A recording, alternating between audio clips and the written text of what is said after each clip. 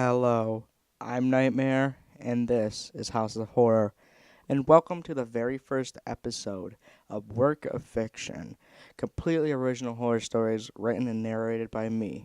So enjoy. I have an extreme case of sleep paralysis. It's an absolute nightmare. I remember one night when I was younger, I was having a really bad night of sleep paralysis. I couldn't move, speak, or scream. I was just stuck to the bed, but then again, that's not surprising considering that's a major part of sleep paralysis. Anyway, there were three shadowy figures standing over me. Tears ran down my face, but I couldn't cry because I couldn't speak.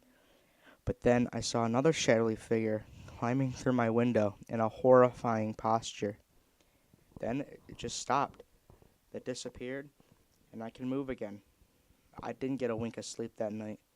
That was the worst case of sleep paralysis. I still get it, but nothing that bad. It's been 3 years since the incident. I just woke up, and I hear my dad calling me. Jacob, want breakfast? Yeah, Dad, I'm coming, I shouted in response. I walked to the kitchen. It smelled delicious. I immediately recognized the smell as it was my favorite breakfast food, bacon. He also made me pancakes. My parents had a divorce, and my dad would often drink. He would usually start drinking around 9 a.m. It was 9 a.m., and guess what? He had a beer in his hand while he was cooking breakfast. I had a really great breakfast, and overall, a really good day. I played basketball with my friends, and my team won every game. Later, it was time for bedtime. I kissed my dad's forehead and said, "Good night, Dad." He said, "Good night, buddy." I went upstairs into my room. Ugh, I grunted as I plopped on my bed. After a long day having fun with my friends, it felt really good getting off my feet. I got under the covers and turned off my lamp and went to sleep. I woke up sometime in the middle of the night. Considering the state I was in, I couldn't tell what time it was, but I couldn't move. Damn it, I thought. I would have said it, but I couldn't speak. I looked to the darkness. I didn't see anything. This really shocked me. But then I heard a record player start playing.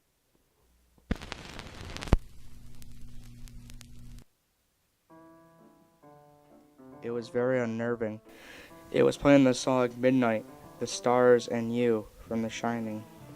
Then I heard laughing, and then a shadowy figure started to sit up from the ground in a Michael Myers type fashion. It stood up. This one already takes the cake for the worst case of sleep paralysis. He stood up and slowly started walking towards me. He was walking in a posture that I can't even describe. He was soon standing over me, and he reached out and placed his hands on my throat and started to choke me.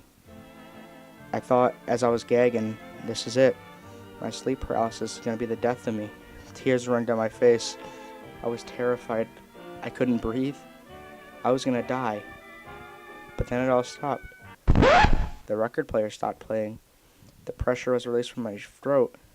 I took a real deep breath. I could move again.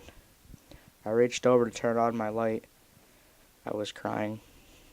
My light couldn't turn on. Damn it, I said, as I realized that either A, my light bulb blew out, or B, we lost power.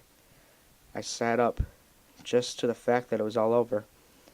But that's when